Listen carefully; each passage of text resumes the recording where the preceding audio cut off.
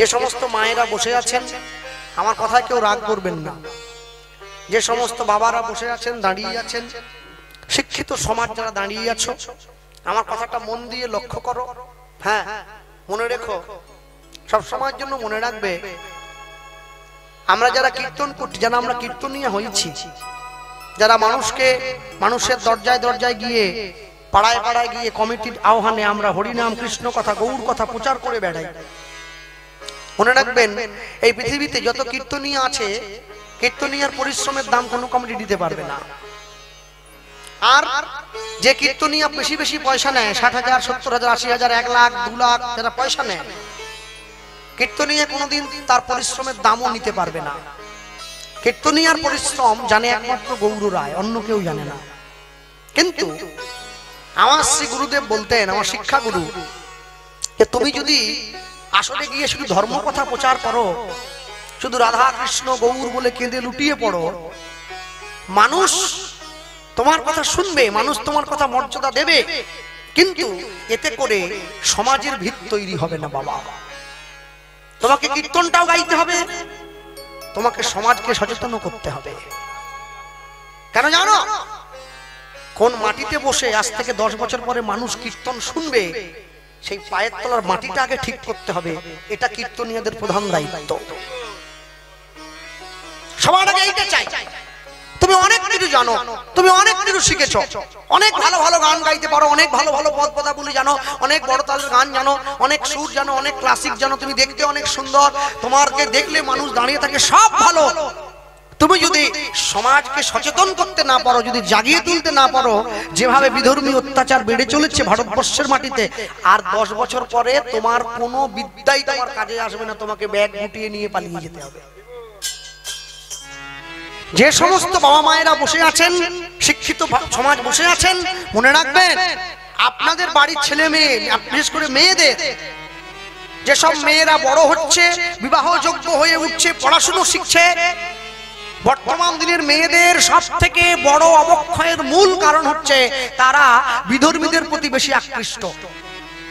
হিন্দু বাড়ির মেয়ে মুসলমান ছেলের প্রতি আকৃষ্ট হয়ে পড়ে বেশি, খ্রিস্টান ছেলের প্রতি আকৃষ্ট হয়ে পড়ে বেশি। কেন বলুন তো? কেন জানেন? কই মুসলমান বাড়ির মেয়েরা তো হিন্দু বাড়ির ছেলেদের প্রতি আকৃষ্ট হয় না। হিন্দু বাড়ির মেয়েরা হচ্ছে কি করে?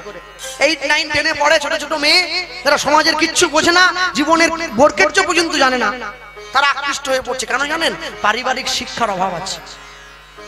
আমি সব মায়েদেরকে বলবো, মেয়েদেরকে উপযুক্ত পারিবারিক শিক্ষায় শিক্ষিত করে তুলবেন, মেয়েদেরকে বোঝাবেন একমাত্র এই ধর্মে, একমাত্র এই ঘরে, একমাত্র সনাতন ধর্মের হিন্দু মেয়েদেরকে দেবী জ্ঞানে পূজা করা হয়, যেটা অন্য কোনো ধর্মে হয় না। হিন্দু বাড়িতে হিন্দু মেয়ে যে সম্মান পায়, সে অন্য কোনো ধর্মে গেলে সেই সম্মান পাবে না। বোঝাবেন, শিক্ষা দেবেন, সনাতনী শিক্ষায় শিক্ষিত করবেন। সকাল সন্ধ্যা বাড়ির গুরুজনদের পায়ে হাত দিয়ে প্রণাম করতে শেখাবেন। সন্ধ্যেবেলা ছেলে মেয়েদেরকে সঙ্গে নিয়ে বসে হাতে তালি দিয়ে কৃষ্ণ নাম গাওয়া অভ্যেস করাবেন। সপ্তাহে যে কোনো একটা দিন যে কোনো মন্দির বা যে কোনো মঠে গিয়ে ভগবানের প্রসাদ পাওয়াবেন, এতে আত্মশুদ্ধি ঘটে। ভগবানের নাম শোনাতে নিয়ে যাবেন, ভাগবত পাঠ শোনাবেন। বাড়িতে মেয়েকে সঙ্গে নিয়ে বসে সব্বনেশে সিরিয়াল না দেখে রামায়ণ, মহাভারত, গীতা পড়বেন, মহাপ্রভু চরিত্র কথা শোনাবেন, বড় বড় মনীষীদের কথা শোনাবেন।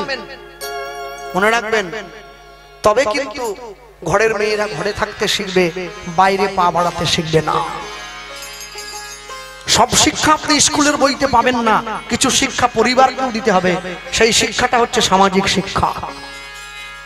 ভক্তমণ্ডলী, ভক্তিমতী মায়েরা, সব সময়ের জন্য মনে রাখবেন, সবার ধর্ম ভালো, আমি কাউকে ছোট বলবো না, সব সম্প্রদায় ভালো। তবে যার যে সম্প্রদায়, যে যেই ঘরের লোক, তাকে সেই সম্প্রদায়ে বেশি মানায়, সে অন্য কোনো জায়গায় গেলে টিকতে পারবে না। কেন জানো? প্রত্যেকের রুচি আলাদা, প্রত্যেকের কালচার আলাদা, প্রত্যেকের সংস্কৃতি আলাদা। তুমি তাকিয়ে দেখো, জগতে যত দেশ আছে, যত ধর্ম আছে, যত জাতি আছে, হিন্দু নারীদের মতো সম্মান কোনো দেশে কোনো নারীকে করা হয় না। 1952 সালের আগে পর্যন্ত আমেরিকার মতো দেশে মেয়েরা ভোট দিতে পারত না। ব্যাংকের বই খুলতে পারতো না। মনে রাখবে, ভারতবর্ষ গোটা পৃথিবীকে শিক্ষা দিয়েছে। ভারতবর্ষের নারী, ভারতীয় নারী এ শাড়ি পরছ, আমরা গোটা বিশ্বকে শাড়ি পরা শিখিয়েছি। ভারতবর্ষের নারী প্রথম। এমনকি ভারতবর্ষের মেয়েদের সিঁথিটা পর্যন্ত ফাঁকা রাখার নিয়ম ছিল না, ওখানে সিঁদুর দিয়ে ঢাকা রাখার নিয়ম আছে। তোমাদের অঙ্গ কেউ দেখবে না। ভারতবর্ষের নারীকে সবাই মা বলে। কেন মা বলে জানো? কেন মা বলে? সারদা মা নয়, মা সারদা। কেন মা বলে জানো? যে নারীর 5টি অঙ্গ ঢাকা থাকে, বক্ষ যুগল, নাভি কমল, পায়ের 2 গোড়ালি, তাকে মা বলে বলতে হয়। শরীরের মুখ্য উদ্দেশ্য, দেহের মুখ্য উদ্দেশ্য সমাজের সামনে নিজের দেহকে প্রদর্শন করা নয়, নিজের চরিত্রকে প্রদর্শন করা। তুমি যদি তোমার চরিত্রকে উজ্জ্বল করতে পারো, মানুষ এমনি তোমায় ভালোবাসবে। তোমাকে আলাদা করে ভালোবাসার জন্য কারো কাছে ছুটে যেতে হবে না। সব সময়ের জন্য মনে রেখো যে পিতামাতা তোমাকে এত কষ্ট করে বড় করেছে, এত কষ্ট করে মানুষ করেছে, তুমি সেই বাবা মায়ের মুখে কালি দিয়ে অন্য সম্প্রদায়ে চলে গেলে তোমার বাবা মায়ের বাকি জীবনটা কি করে কাটবে? তারা কি করে পরের সামনে মুখ দেখাবে? এই চিন্তা করে তারপরে অন্যদিকে পা বাড়িও। শিক্ষা জাতির মেরুদণ্ড। বিবেকানন্দ বলেছিলেন, education is the manifestation perfection already in man. মানুষের প্রকৃত শিক্ষা তার নৈতিক, চারিত্রিক এবং আধ্যাত্মিক বিকাশ। তা যদি না করো তাহলে তুমি চলতে পারবে না, তুমি বলতে পারবে না। হ্যাঁ, আমরা ইংরেজ দেশ থেকে চলে গিয়েছে, কিন্তু বাঙালির মন থেকে এখনো ইংরেজি আনা চলে যায় নাই, যার জন্য বাঙালির কপালে এত দুঃখ রয়ে গেছে। হ্যাঁ, মনে রাখবে, গর্ব করে বলবে আমি হিন্দু, কারো কাছে লজ্জা পাবে না। ওঠো, জাগো, নিজের প্রাপ্যটা বুঝে নাও। আর এই যে মন্দির, মনে রাখবে, গ্রামে যাদের বাড়িতে পয়সা আছে, যে গ্রামে মন্দির আছে, শীতলা মায়ের মন্দির হোক, কালী মায়ের মন্দির হোক, তোমরা সকলে মিলে 5 টাকা 10 টাকা করে চাঁদা দিয়ে একটা মাইগার মেশিন কিনবে। ওরা 5টায় নামাজ পড়ে, তোমরা 4টে থেকে মাইকে হরি নাম বাজাবে। তবে সমাজের কল্যাণ হবে, তবে মানুষের কল্যাণ হবে, নচেত হবে না। আর যখন নগর সংকীর্তনে বেরোবে সবাই, তখন যেন তোমাদেরকে ডেকে ডেকে আনতে না হয়, এসো হে এসো হে বলে। তোমরা নিজের ইচ্ছায় বেরোবে, লাইন দিয়ে যাবে। প্রত্যেকের ধর্ম নিজেরা পালন করবে, কোন ধর্মকে ছোট করবে না, আর কোনোদিন অপরের ধর্মকে নকল করবে না। অপরের ধর্মকে নকল করতে গেলে তুমি সব থেকে বড় বিপদে পড়বে। কোনোদিন কাউকে গিয়ে তুমি কটু কথা বলবে না। হ্যাঁ, মনে রেখো, আমার বাবা বলতেন, ভদ্র মানুষ কাকে বলে জানো? কে ভদ্র? বলে, শত গালাগালি দেওয়ার পরেও যে লোকটা মাথা নিচু করে থাকে তাকে বলে ভদ্র মানুষ। যে কোনোদিন তোমার উপরে কটু কথা বলে নাই, সে ভদ্র মানুষ। জীবনে মাথা নিচু করতে শেখো। তুমি যদি মাথা নিচু করতে শেখো, তোমার সম্মান উঁচু হবে। আর মাথা উঁচু করতে শিখলে সম্মান নিচু হয়ে যাবে। বাড়ির ছেলে মেয়েদেরকে শিক্ষা দেবেন সব সময়ের জন্য। কারোর সঙ্গে দেখা হলে, কারোর সঙ্গে কথা বললে আগে জয় নিতাই বলবে, আগে হরে কৃষ্ণ বলবে, আগে রাধে রাধে বলবে, তবে তো শিক্ষা বিনিময় হবে। স্কুল, কলেজ, ইউনিভার্সিটিতে আগে দরকার ছিল এই শিক্ষাটা দেওয়া, কিন্তু আমরা দেই নাই, আমরা দেই নাই। বর্তমান ভারতবর্ষের রাজ্য আছে, তার নাম গুজরাট। সবাই নাম শুনেছেন। গুজরাটে জানুয়ারি মাস থেকে একদম পাকাপাকি ভাবে স্থায়িত্ব হয়ে গেল, স্কুলের সিলেবাসে গীতা পড়ানো হবে। তারা গীতা পড়বে, ছেলে মেয়েরা স্কুলে গিয়ে শিক্ষা লাভ করবে। তবে তো কোর্টে গিয়ে হাত দিয়ে গীতার মূল্য বুঝে তারপরে বলবে, যাহা বলিব সত্য বলিব, সত্য ছাড়া মিথ্যা বলিব না। নিতাই গৌর প্রেমানন্দে হরি বল, হরি বল। সব সময়ের জন্য জীবনে যা করবে, যেভাবে করবে, তুমি সেই পন্থাকে অনুসরণ করো, সেই মতকে অনুসরণ করো। একদিন দেখবে তোমার পরিবার সুন্দর হবে, সমাজ সুন্দর হবে, দেশ সুন্দর হবে, নগর সুন্দর হবে, রাজ্য সুন্দর হবে। আর রাজ্য যেদিন সুন্দর হবে, গোটা দেশ ভালো হবে। আর গোটা দেশের হিন্দুরা যেদিন এক হয়ে যাবে, তারা দেখবে গোটা জগৎ সুন্দর, ভারত আবার জগৎ সভায় শ্রেষ্ঠ আসন লবে। এবার সেই ইটের টুকরোগুলোকে ধুয়ে, যখনই ধুতে গেল, ব্রাহ্মণ ধুতে গিয়ে দেখছে আমার ছেলে এগুলো ইটের টুকরো পায় নাই, একটা একটা সোনার টুকরো পেয়েছে। সেই সোনার খণ্ড একটু একটু করে ধুয়ে বাজারে বিক্রি করে বাঁকুড়া জেলায় তৈরি হলো মদন মোহনের মন্দির। গোপাল সিংহ রাজা হলো, কিন্তু মন্দির হয়েছে, রাজা হয়েছে, মন্দিরে ভগবান কোথায়? এবার আবার জালটা নিয়ে যাচ্ছে নদীতে জাল ফেলার জন্য, আর মনে মনে কি বলছে, তুমি যার জন্য মর ভেবে ভাবো সে কি তোমার সঙ্গে যাবে যাবে গো, তুমি যার জন্য বড় ভেবে মা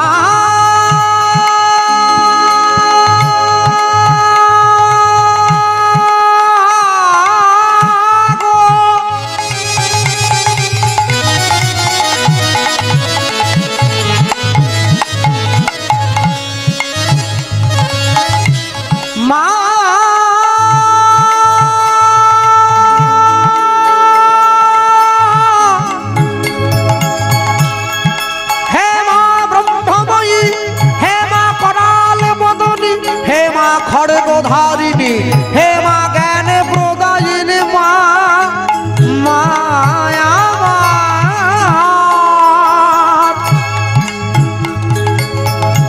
মায়া মা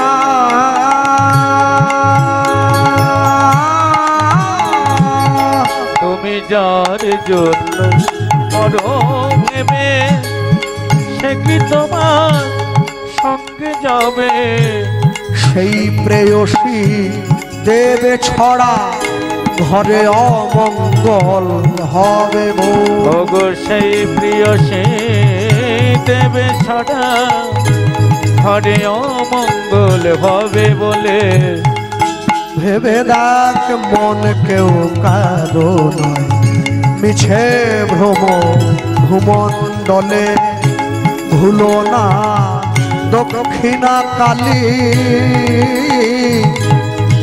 বদ্ধ হয়ে মায়া জালে নিতাই গৌর ব্রহ্মানন্দ হরি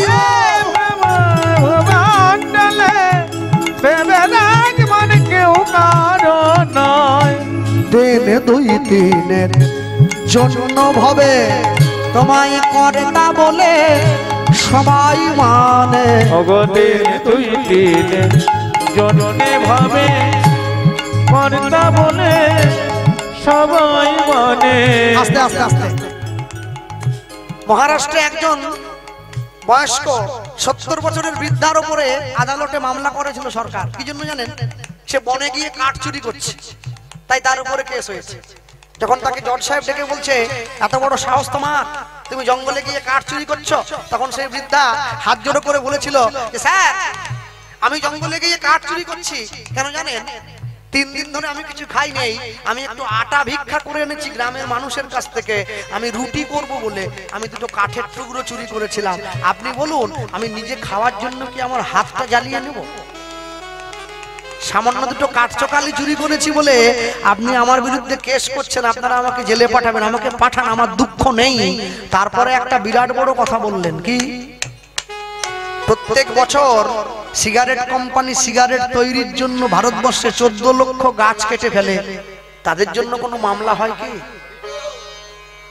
আমি খাওয়ার জন্য একটু কাঠ চুরি করেছি বলে আমার নামে ডায়েরি হবে? আর প্রত্যেক বছর ITC company, Indian tobacco company cigarette যারা বানায়, সেই সিগারেট কোম্পানি 14 লক্ষ গাছ কেটে ফেলে সিগারেটের মোড়ক তৈরি করার জন্য, তাদের নামে কেউ মামলা করে না। এই হচ্ছে আমাদের দেশ। দিন দুই দিনের জন্য ভাবে তোমায় কর্তা বলে সবাই মানে, দিন দুই দিনের জন্যে ভাবে কর্তা বলে সবাই মানে, সেই কর্তারে দেবে ফেলে কালা কালের কর্তা এলে, সেই কর্তারে দেবে ফেলে কালা কালে কর্তা এলে। ভেবে নাগ মন কেউ কাজ নয়, পিছে ভেবে নাগ মন কেউ কাজ নয়, পিছে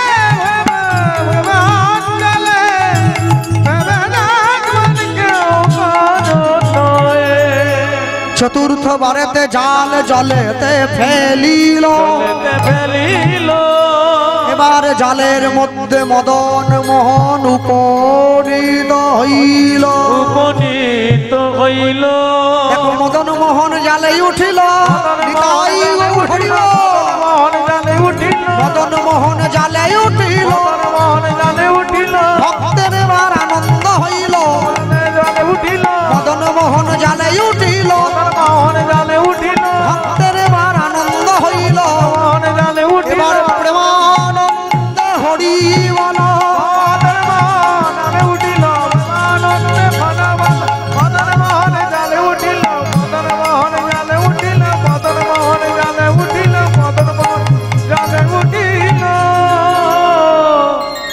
সেই মদন মোহনকে ঘরে নিয়ে এসে মন্দিরের দরজায় বসিয়ে দিয়েছে। মন্দিরের মধ্যে ভগবানকে বসিয়ে দিয়ে আপন মনে ভগবানকে ডাকছে, প্রভু আমি কি তোমার সারা জীবনে এরকম দেখবো? তুমি বসে আছো পাথরের ঠাকুর হয়ে, আমার সঙ্গে কথা বলো, আমার সঙ্গে খেলা করো। একবার, দুবার, তিনবার, হ্যাঁ, সামনে গিয়ে যখন ডাকছে, আর যখন ভগবানকে একবার, দুবার, তিনবার ধরে, চারবার ধরে ডাকছে, ভগবান সাড়া দেয় না। আমাকে একজন ভালো লোক বলেছিল, আপনি যে কীর্তন করেন, আপনারা যে কীর্তন করতে যান, আপনারা যে বলেন তুমি গত জীবনে যা করেছো এই জীবনে সেই কর্মের কর্মফল তোমায় ভোগ করতে হবে, এসব বাজে কথা। যা কর্ম করছি মানে যা করছি এ জীবনে করছি, এ জীবনে সব শেষ হবে, এ জীবনে চলে যাব। তা আমি তাকে বলেছিলাম যে যদি আপনার সঙ্গে কোনো বড় ডাক্তারের পরিচয় থাকে, আপনি তাকে জিজ্ঞাসা করবেন কি যে খাবার আমরা খাই না, যে খাবারটা আজকে আমরা খাই, এই খাবারটা আজকে খেলে এই খাবারের পুষ্টিগুণ, যা নিউট্রিশন, যা পুষ্টিগুণ আছে, এই পুষ্টিগুণটা 41 দিন পরে আমাদের বোন মেরোতে যায়। আজ আপনি যা খাচ্ছেন সেই খাবারের ভালো গুণ বা মন্দ গুণ যাই থাক, কেউ যদি মনে করে বিমল খেয়ে ভালো গুণ পাবো, তা তো হবে না। দুধ খেয়ে ভালো গুণ পেয়ে, আর মানুষ হয়েছে তেমনি। যে অমিতাভ বচ্চন জীবনে কোনোদিন স্কুটিতে চাপেনি, সে টিভি এসে স্কুটির অ্যাড দিচ্ছে, মানুষ তাপ করে কিনছে। অজয় দেবগান জীবনে বিমল খেয়েছে, কেটে এরম করে খায়, সেই দিকে মানুষ কিনছে, অভিনয় করছে, অভিনয়ের পাল্লায় পড়ে গেল লোকে। জগৎ শুধু ছাঁচে চলছে, জানেন তো, আসল সত্যিটা কেউ জানে না। যে মাংস খায় না সে মাংসের অ্যাডভার্টাইজ করে, যে জীবনে কোকা-কোলা কিনে খায়নি, 7 আপ খায়নি, সেই নায়ক গিয়ে 7 আপের অ্যাড করছে, ও জীবনে খায় নাই। হ্যাঁ, মনে রাখবেন, আমি যখন আমাদের পাড়ার কোনো ছেলেকে বলি নায়ককে, বলে শাহরুখ খান, নায়িকাকে দীপিকা পাডুকোন, ও জানেই না কে নায়ক কে নায়িকা। বাড়ির ছেলে মেয়েদের শেখাবেন নায়ককে বিনয় বাদল দীনেশ, ক্ষুদিরাম বসু, সুভাষচন্দ্র বসু, তারা নায়ক। নায়িকাকে মাতঙ্গিনী হাজরা, ঝাঁসির রানী লক্ষ্মীবাই, ইংরেজের দেওয়া গুলি খেয়েও দেশের পতাকা যে মাটিতে পড়তে দেয়নি, সেই তো আসল নায়িকা। কেন? আমার কথায় কেউ দুঃখ পাবেন না, মানুষ বড় আজব। 300 টাকার জন্য যে মেয়ে মানুষ সংসারে অভাবের দায়ে পড়ে 300 টাকা, 500 টাকা, 1000 টাকার বিনিময়ে নিজের অঙ্গের কাপড় সরিয়ে দেয়, সমাজ তাকে বেশ্যা বানিয়ে দিয়েছে। আর 3 কোটি টাকার জন্য যে নায়িকার পর্দার সামনে ছোট পোশাক পরে নাচে, সমাজ তাকে নায়িকা বানিয়ে দিয়েছে। দুটোই বেশ্যা, এটা ছোট, ওটা বড়। মনে রাখবেন, মানুষ বড় আজব। যুব সমাজকে বুঝে নিতে হবে জগতের সার কোনটা। এখনো যদি যুব সমাজ, ইয়ং ছেলে মেয়ের না বোঝে, তাহলে তুমি কি করে বুঝবে জগতের প্রকৃত সত্যটা কি?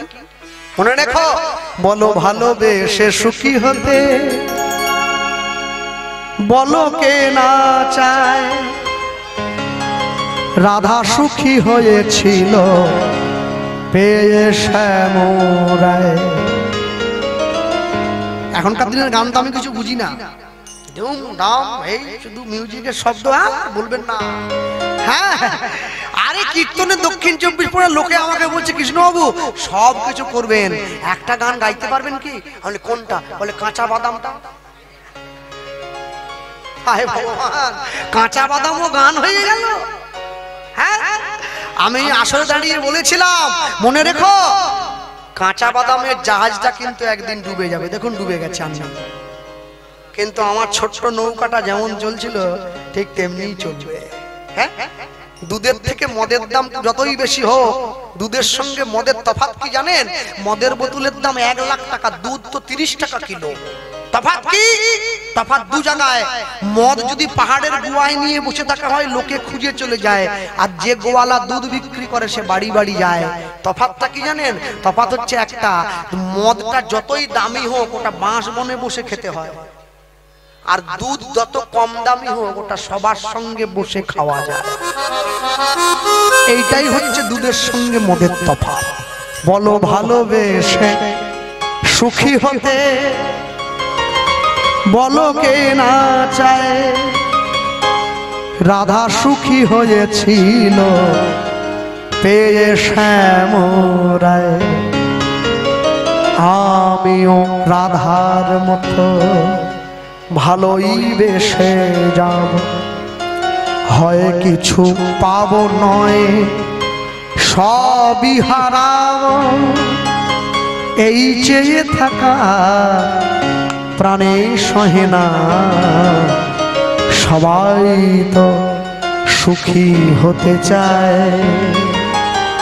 কেউ সুখী হয় কেউ হয় না, জানি না বলে যা লোকে সত্যি কি না, দেখো কপালে সবার নাকি সুখ সয় না, সবাই তো সুখী হতে চায়।